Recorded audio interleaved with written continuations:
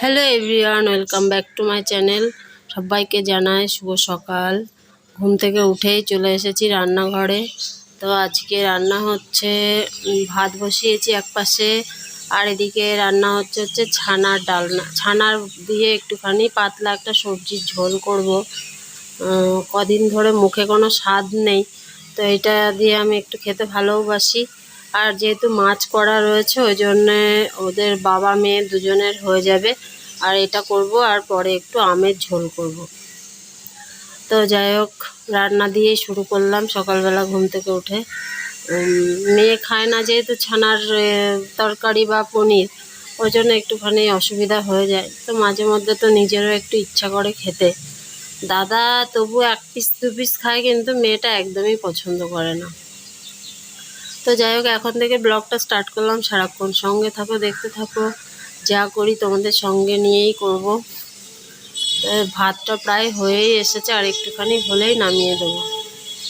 তো কালকে রাত্রির থেকে তোমাদেরকে বললামই যে আমার ভীষণ মনটা খারাপ হয়ে গেছে, যেহেতু আমার মাছটা কালকে রাতে মারা গেছে। তো ওর ওই জারটা দেখলেই না আমার সকালবেলা থেকে উঠেই এত কান্না পাচ্ছি, কী বলবো। একটা বছর কমপ্লিট হয়নি এখনও। গত বছর জন্মদিনে মেয়ে দিয়েছিল, তা এখনও তো এক বছর হয়নি, তার মধ্যেই মাছটা মারা গেল। তো মেয়ে বলেছে আবার এনে দেবে, কিন্তু তবুও একটা মাছ এতদিন ধরে আমি হাতে করে রোজ খেতে দিলাম, যত্ন করলাম। আজকে দুম করে মাছটা মারা, কী করে মরলো বুঝতেই পারলাম না। দুপুরেও কিছু বুঝলাম না, খাচ্ছিল যাচ্ছিল। মেয়ে ওই যে এখনও ঘুমাচ্ছে, ওঠেনি। তো কালকে ঝড়মড় হয়ে দেখো কি অবস্থা হয়ে রয়েছে। দাদা বাড়িতে ছিল, আমি তো বেরিয়েছিলাম, উনি খেয়াল করেনি এই যে জামা প্যান্ট সব নিচে পড়ে আছে। ওইগুলোকে আবার এখন ভালো করে পরিষ্কার করে সব ধুতে হবে। এই উঠোন পরিষ্কার করে ঝাড় দিতে হবে, অনেক কাজ আজকে। ঝড় বৃষ্টি হলে, বৃষ্টিটা হলে তবু একরকম, ঝড় হলে না অনেক কাজ এক্সট্রা হয়ে যায়। আবার দেখো সকালবেলায় সুন্দর রোদ্দুরও উঠে গেছে।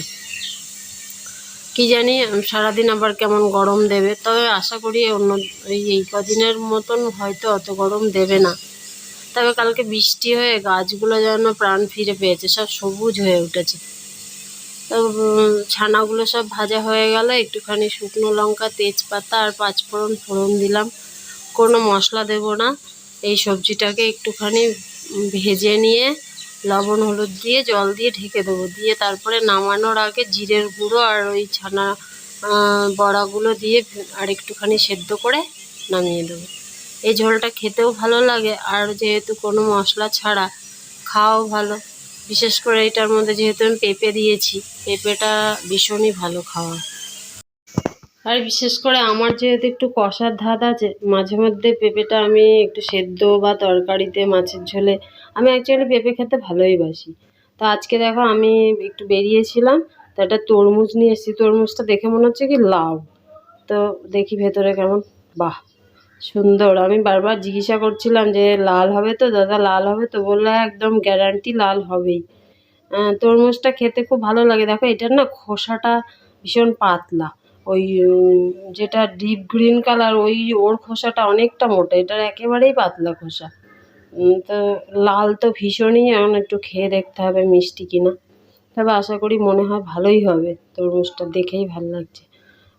গাড়িতে করে নিয়ে এসে বেচে, এমনি বাজারের তুলনায় না এরা একটু দামটা কম নেয়। কিলোতে 20 টাকা 25 টাকা কিলো নিল। তো এইটা বেশি না, বড় ছোট মোটামুটি ওই 1 কিলো 800 মতন ওজন হয়েছে।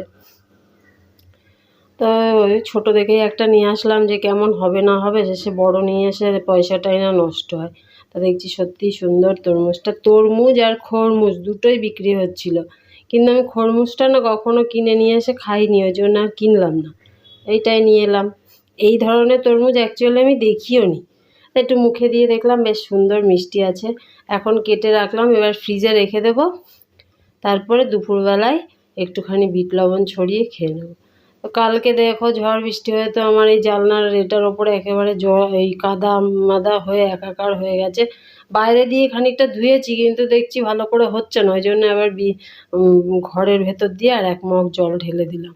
তো জানলাটা একদম সুন্দর পরিষ্কার হয়ে গেছে। ঘরের সামনে এই একটাই তো জানলা, ওটা যদি একটুখানি মানে পরিষ্কার না রাখি দেখতেও খারাপ লাগে। তো যাই হোক, দুপুরের পর আর তোমাদের সঙ্গে কথা হয়নি, একবারে চলে এলাম রান্নাঘরে। আজকে একটু রুটি আর ডিম ভুজিয়া করব, তার জন্য পেঁয়াজ টমেটো লঙ্কাটাকে কেটে নিয়ে তারপরে আটা মেখে রুটি করে ডিম ভুজিয়াটা পরে করব। এই আলুর তরকারি না ভাল লাগে না খেতে রোজ রোজ, ওই জন্য একটু ডিম ভুজিয়া করলে রুটি দিয়ে ভালোই লাগে খেতে।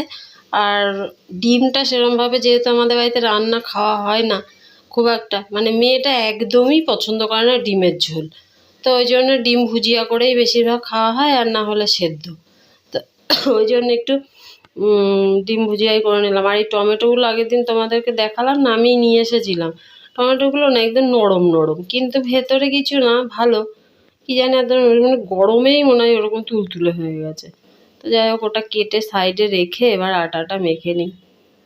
প্রতিদিনের এই আটা মাখা রুটি করা এ আমার একদম অসহ্য লেগে যায়, কিন্তু কিচ্ছু করার নেই, রেগুলার রুটিটা করতেই হয়। তাও দু একদিন হয়তো মানে কেনা রুটি নিয়ে আসি। কেনা রুটি নিয়ে আসতে বলি ঠিকই, আমি নিজেই খুব একটা পছন্দ করি না। তো আস্তে আস্তে রুটিগুলো সব বেলে, যেহেতু একা হাতে কাজ হয়তো মনে হয় যে খাটনিটা একটু বেশি হয়ে যাচ্ছে, কিন্তু না, নিজে আমি খেয়াল করে দেখেছি অন্য কেউ যদি কোনো হেল্প করে দেয় তার থেকে এই একা হাতের কাজটা বেশি ভালো হয়। নিজের মতো নিজের মানে একদম সুন্দর পরিপাটি করে গুছিয়ে কাজ করা যায়, কোথাও কোনো মানে সমস্যা হয় না। আর যখনই ওই কেউ করে দিতে, হয়তো কেউ একটু হাতে হাতে করে দিল, একটু সুবিধা হলেও যেন কাজের মধ্যে একটা একটু অগোছালো ভাবটা চলে আসে। তো যেহেতু আমার গোটা সংসারটা আমি নিজেই সামলাই, তা আমার বেশ ভালোই লাগে কাজ করতে। দু এক সময় হয়তো অসুস্থ হয়ে পড়ি, তখন একটু এদিক ওদিক হয়ে যায়, কিন্তু বিশ্বাস মানে আমি অ্যাকচুয়ালি রান্না বলো বা কাজ বলো সব মন দিয়েই করি। ওই অবহেলার সঙ্গে কাজ করা আমার ঠিক ভালো লাগে না। তো যাই হোক, রুটি হয়ে গেল, বেশি কথা বলে ফেলছি না। টমেটো পেঁয়াজটা ভাজা হয়ে গেছে, এবার ডিম 3টে ফাটিয়ে দিয়ে দেবো। দিয়ে একটুখানি লবণটা আগেই দিয়ে দিয়েছি, এবার একটু শুধু গোলমরিচের গুঁড়ো দেবো, দিয়ে নামিয়ে দিলেই কমপ্লিট ডিম ভুজিয়া।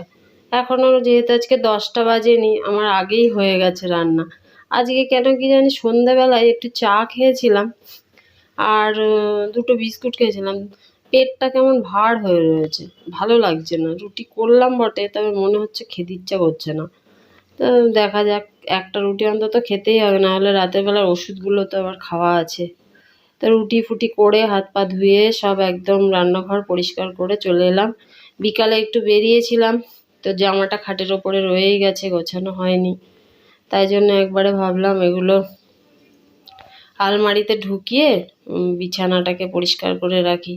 মেয়ে চলে আসলে তখন আবার খেতে দিয়ে দেবো, তখন আবার খেয়ে না ও বাড়ি এসে ওর জায়গাটাকে একটুখানি গোছানো না দেখলে খচে যায়। আসলে স্বাভাবিক, সারাদিন ওই দাঁড়িয়ে দাঁড়িয়ে কাজ করতে হয়, তো বাড়িতে এসে তখন মনে হয় যে আমার নিজের জায়গাটাকে একটুখানি বসে শান্তি করব। তো কালকে সেই মেয়ে বললাম যে একটা আংটি কিনে নিয়ে এসে, আংটিটা তো হাতে পরে ঘুরে বেড়াচ্ছে, ব্যাগটাকে এখানেই ঝুলিয়ে রেখে দিয়েছে। তো এগুলো আবার জায়গার জিনিস জায়গায় তুলে রাখি, রেখে নিয়ে সব হয়ে গেছে। যেহেতু আজকের মতন ব্লগটাও এখানে শেষ করে দেবো। যদি ভালো লাগে তাহলে প্লিজ সবাই পাশে থেকো, আর একটা লাইক করে দিও, পারলে শেয়ার করো, কমেন্ট করো। তোমরা একটু শেয়ার করলে সুবিধা হয়। তো আর কি, যাই হোক, সবাই ভালো থেকো, সুস্থ থেকো, শুভরাত্রি, টাটা, গুড নাইট, জয় গুরু।